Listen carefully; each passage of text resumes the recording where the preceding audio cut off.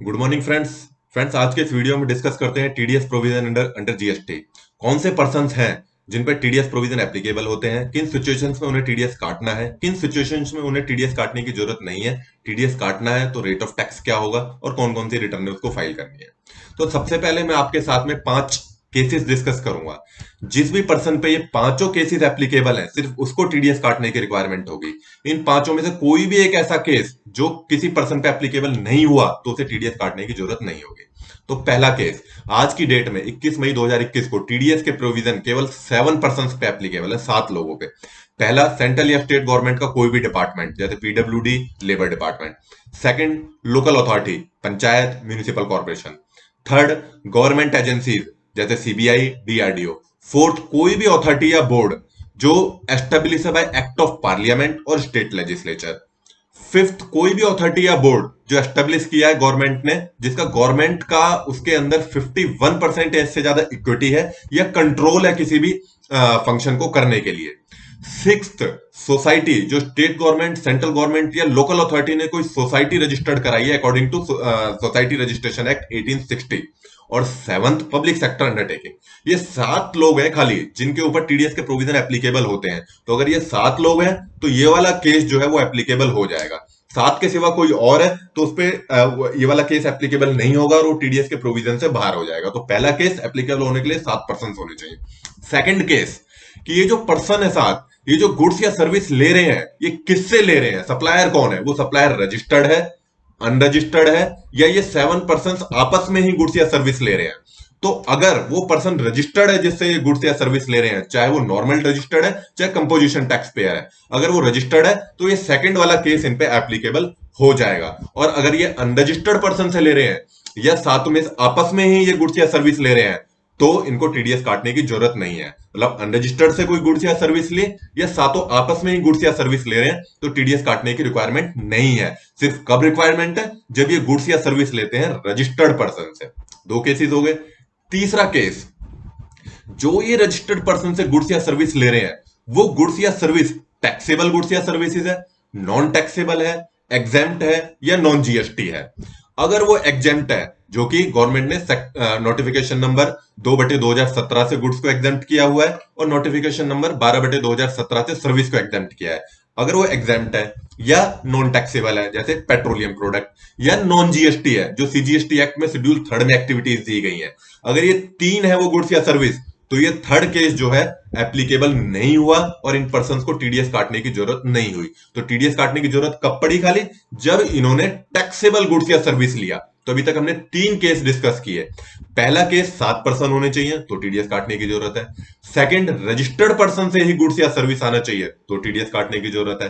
Third, वो taxable ही होना चाहिए गुड्स या सर्विस जो लिया है रजिस्टर्ड पर्सन से, तो ये वाला केस एप्लीकेबल हुआ। फोर्थ, बड़ा इंपॉर्टेंट है, आप ध्यान से सुनिएगा। मान लो हरियाणा गवर्नमेंट है जो हरियाणा में रजिस्टर्ड है, इसने कोई अपना ऑफिस बनाने के लिए दिल्ली के पर्सन को कॉन्ट्रैक्ट दिया और ऑफिस कहां बनाना था, दिल्ली में ही बनाना था। तो पर्सन कहां का था, वो सप्लायर जिसको कॉन्ट्रैक्ट दिया वो दिल्ली का था और बनाना कहां था, दिल्ली में ही। तो प्लेस ऑफ सप्लाई भी दिल्ली में हो गई। मतलब हरियाणा गवर्नमेंट हरियाणा में रजिस्टर्ड है और जो सप्लायर है वो दिल्ली में रजिस्टर्ड है और प्लेस ऑफ सप्लाई भी दिल्ली में है। दोनों चीज दिल्ली में है, हरियाणा में दोनों में से एक भी चीज नहीं है, तो टीडीएस काटने की रिक्वायरमेंट नहीं है।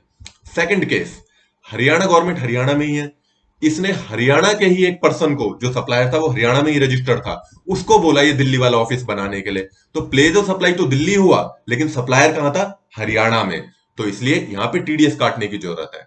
थर्ड केस, पर्सन तो दिल्ली का ही था, हरियाणा गवर्नमेंट ने उसको बोला आप एक ऑफिस हरियाणा में बना दो। तो पर्सन तो दिल्ली का था लेकिन प्लेस ऑफ सप्लाई कहां हुई, हरियाणा में हुई। तो मतलब कहने का है मेरा कि टीडीएस जब काटना पड़ेगा हरियाणा गवर्नमेंट को, जब प्लेस ऑफ सप्लाई या सप्लायर दोनों में से कोई एक चीज हरियाणा में होगी। तो यहां पे फर्स्ट केस में दोनों चीज बाहर थी तो ये फोर्थ केस एप्लीकेबल नहीं हुआ और टीडीएस काटने की जरूरत नहीं हुई। और जो सेकंड एग्जांपल मैंने दिया था उसमें सप्लायर हरियाणा में था तो टीडीएस काटने की जरूरत होगी। और जो थर्ड केस मैंने दिया था उसमें प्लेस ऑफ सप्लाई, जो सप्लायर था, प्लेस ऑफ सप्लाई जो थी वो हरियाणा में थी, तो अपना वहां पे भी टीडीएस काटने की जरूरत है। तो मेरा कहने का मतलब है फोर्थ केस जो होगा, हरियाणा गवर्नमेंट हरियाणा में है तो टीडीएस काटने की जब जरूरत होगी जब सप्लायर या प्लेस ऑफ सप्लाई दोनों में से कोई एक चीज हरियाणा में जरूर हो। तभी टीडीएस काटने की जरूरत होगी, अदरवाइज टीडीएस काटने की जरूरत नहीं होगी। तो हमने 4 केस डिस्कस किए। अब 5वां केस डिस्कस करते हैं। 5वें केस में क्या था, 7% है, ठीक है, एप्लीकेबल हो गया। रजिस्टर्ड पर्सन से ही गुड्स या सर्विस ले रहे हैं, एप्लीकेबल हो गया। थर्ड, टैक्सेबल गुड्स या सर्विसेज ही ले रहे हैं, ये भी एप्लीकेबल हो गया। फोर्थ, प्लेज ऑफ सप्लाई या सप्लायर कोई एक हरियाणा में था, ये भी एप्लीकेबल हो गया।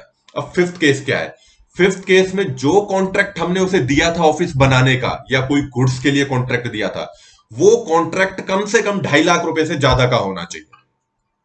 2.5 लाख रुपए से ज्यादा है तो ही टीडीएस काटना पड़ेगा, अदरवाइज टीडीएस नहीं काटना पड़ेगा। 2.5 लाख क्या देखेंगे, बेसिक वैल्यू। मतलब अगर हरियाणा गवर्नमेंट ने उस पर्सन को कहा था आप हरियाणा में एक ऑफिस बना दीजिए और उसका कॉन्ट्रैक्ट वैल्यू थी 3 लाख प्लस जीएसटी, तो टीडीएस एप्लीकेबल हो जाएगा।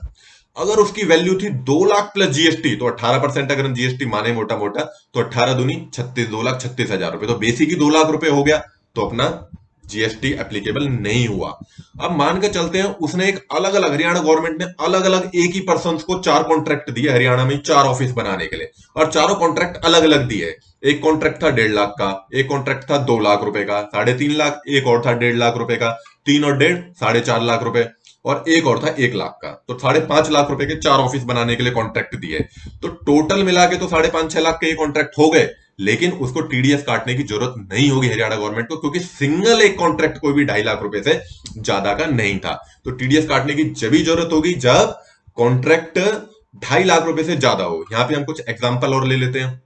अब एग्जांपल क्या ले लेते हैं यहाँ पे, सपोज करो गवर्नमेंट ने किसी पर्सन को एक कॉन्ट्रैक्ट दिया कि भाई आप हमें 3 लाख रुपए के तो एसी दे दो और 2 लाख रुपए की बुक्स दे दो। तो बुक्स एग्जेम्प्ट है जीएसटी के अंदर, लेकिन 3 लाख हो गई टैक्सेबल सप्लाई और 2 लाख रुपए हो गई उसकी एग्जेम्प्ट सप्लाई, टोटल 5 लाख रुपए हो गई। लेकिन टैक्सेबल 3 लाख रुपए थी, तो उसको टीडीएस काटना पड़ेगा गवर्नमेंट को यहाँ पे। अगर इसी एग्जांपल में ले लेते हैं कि उसको 2 लाख रुपए का तो कॉन्ट्रैक्ट दिया एसी का कि आप एसी डिलीवर करो हमें, और 3 लाख रुपए का कॉन्ट्रैक्ट था, मतलब टोटल 5 लाख का था, उसमें 2 लाख रुपए एसी का था और 3 लाख रुपए बुक्स का था। तो यहाँ पे टोटल कॉन्ट्रैक्ट तो 5 लाख रुपए का था, लेकिन टीडीएस काटने की रिक्वायरमेंट नहीं है, क्योंकि जो टैक्सेबल सप्लाई थी एसी की वो 2 लाख रुपए थी और उस पर टीडीएस नहीं कटेगा, क्योंकि वो 2.5 लाख रुपए से कम आ गई। तो हमें पर कॉन्ट्रैक्ट देखना है, अगर पर कॉन्ट्रैक्ट 2.5 लाख रुपए से कम है तो हमें टीडीएस काटने की जरूरत नहीं है। लेकिन अगर कॉन्ट्रैक्ट में एग्जेम्प्ट सप्लाई भी है और टैक्सेबल सप्लाई भी है, तब हमें टैक्सेबल सप्लाई देखनी है। अगर टैक्सेबल सप्लाई 2.5 लाख से कम है तो टीडीएस काटने की जरूरत नहीं है, उससे ज्यादा है तो टीडीएस काटने की जरूरत है। तो दोस्तों यहाँ पे मैंने आपके साथ 5 केसेस डिस्कस किए। पहला, 7 लोग होने चाहिए जिन पर टीडीएस के प्रोविजन एप्लीकेबल है। सेकंड, रजिस्टर्ड पर्सन से ही गुड्स या सर्विस होनी चाहिए। थर्ड, वो गुड्स या सर्विस टैक्सेबल होनी चाहिए। फोर्थ, प्लेस ऑफ सप्लाई या सप्लायर का रजिस्टर्ड प्लेस उसी प्लेस पे होना चाहिए जहां पे ये 7% रजिस्टर्ड है। फिफ्थ, 2.5 लाख रुपए की कॉन्ट्रैक्ट वैल्यू कम से कम होनी चाहिए। अब उसको टीडीएस काटना है, अगर पांचों एप्लीकेबल हो गई।